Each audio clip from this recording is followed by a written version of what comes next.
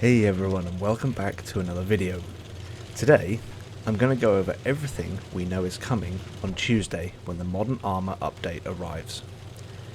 So far, what we know is we will be getting 4 new maps, 18 Cold War era tanks, which are basically 2 brand new tech trees, Russians and Americans, 3D commanders, yeah, and 2 new consumables, which are smoke and a hull patch kit.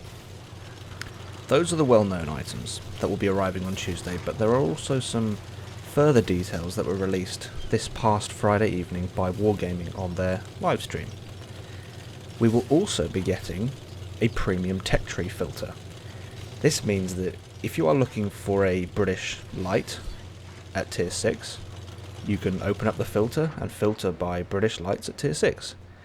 So gone are the days of spending 5 minutes searching through the entire tech tree looking for the one tank you want, only to not find it and get frustrated with it and, get annoyed, basically.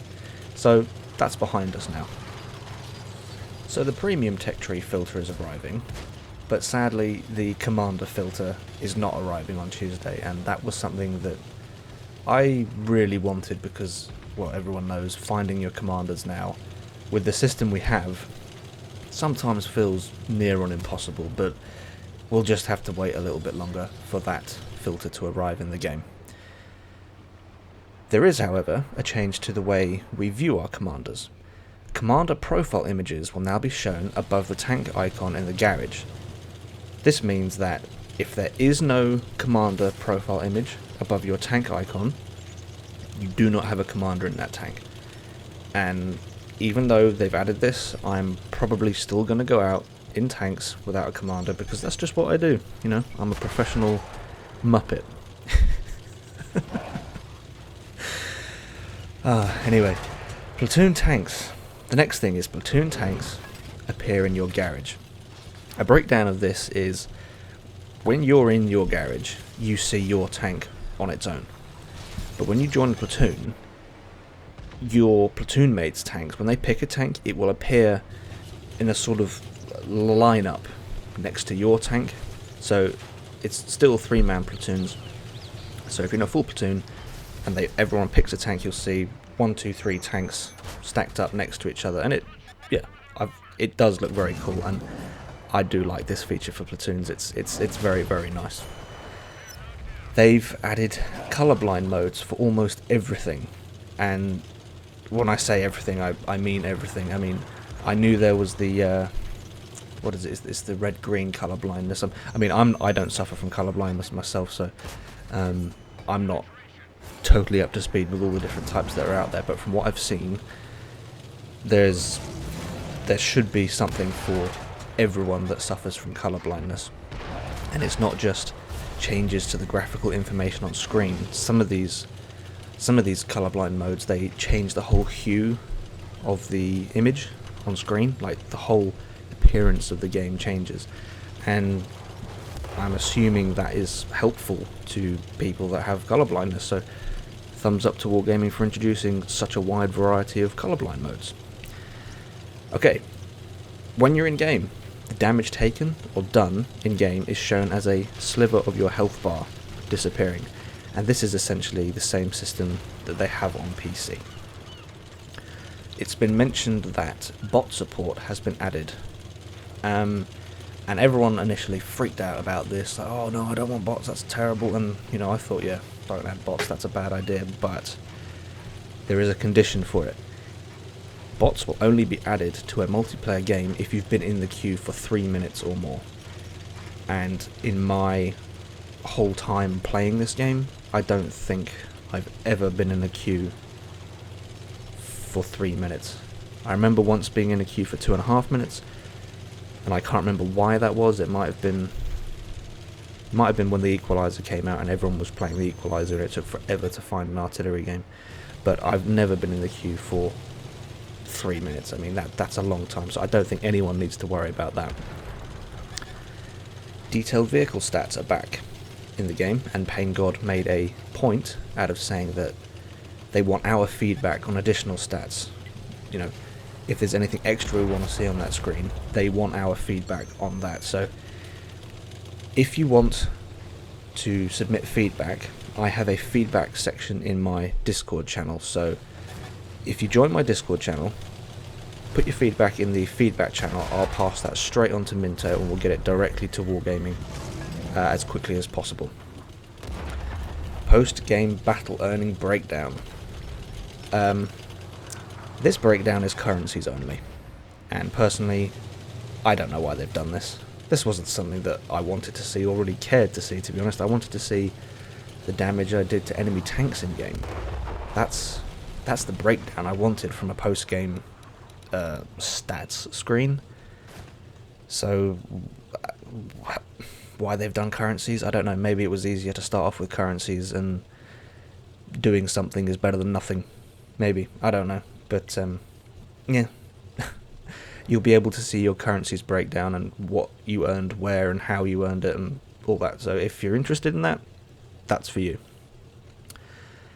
Right.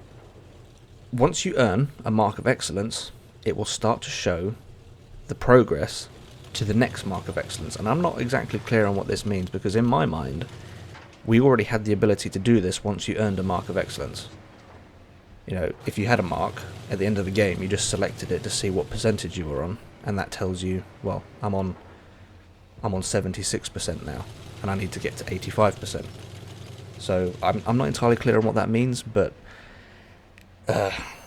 they've said they've added progress, the ability to see progress to the next one. What that means, I don't know. We'll have to see.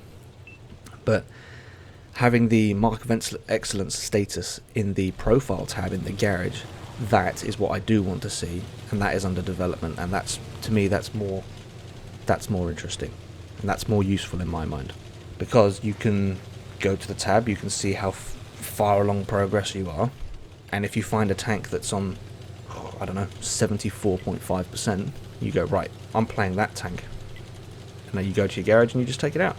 So we'll see. We'll see how these things come in, and I think the Mark of Excellence is under development and will be released in the next update. So fingers crossed for that one.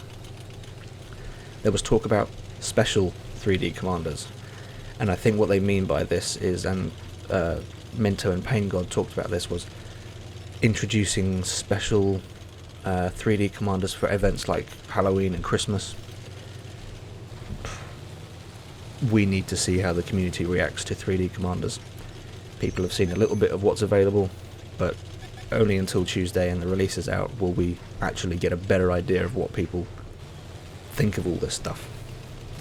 Alright, World War II tanks will continue to be developed, with the Italian heavies arriving early summer, so we don't, I mean, it's springtime now, we don't have long until early summer. So again, fingers crossed for you World War II folks out there that just want to keep playing World War II. There is something coming your way soon.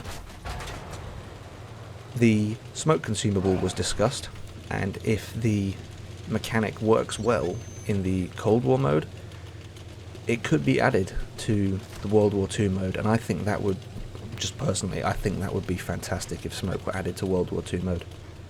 The World War II tanks did have smoke launchers on them. I know the Tiger 1 has smoke launchers on it, so why not chuck it in there? And if you've got feedback on that, again, drop it in my Discord.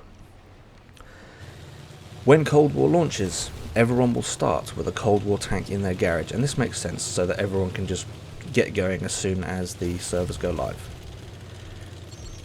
The next point ties in with the content that I have recently released on my channel. A top tier Cold War tank will be 1.6 times more expensive than a tier 10. Currently we're at 1.6 million for a tier 10, so that puts the M1A2 at roughly 9.76 million. That cost has come down dramatically since the first test, which I am very glad to see. Someone commented previously and asked if 50 million was enough for the M1A2, and at the time I said no, because it wasn't. And if you do have 50 million lying around now, and you get to the M1A2, and you still have 50 million, you'll be fine. You'll be absolutely fine. You'll be able to afford it absolutely no problem. So the concerns I had previously about silver are not as bad as they used to be, based on the tests, so that is very, very good. Alright, the estimated maximum downtime on Tuesday is meant to be 4 hours, that's okay, but I'm expecting there to be, I would say it's going to be a little bit buggy on Tuesday, because it's a new update. It's a massive change to the game, so it only makes sense for there to be a few bugs, so we'll forgive Wargaming for any hiccups that may occur on Tuesday, but that's fine, not a problem. And last but not least, some good news for all of us still grinding tanks.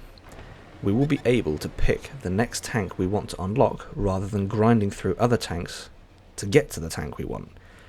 This is great news because it makes grinds just a little bit easier and a lot less grindy and linear. You know, there's some thought put into it rather than just playing the same tank over and over again to get to where you want to be.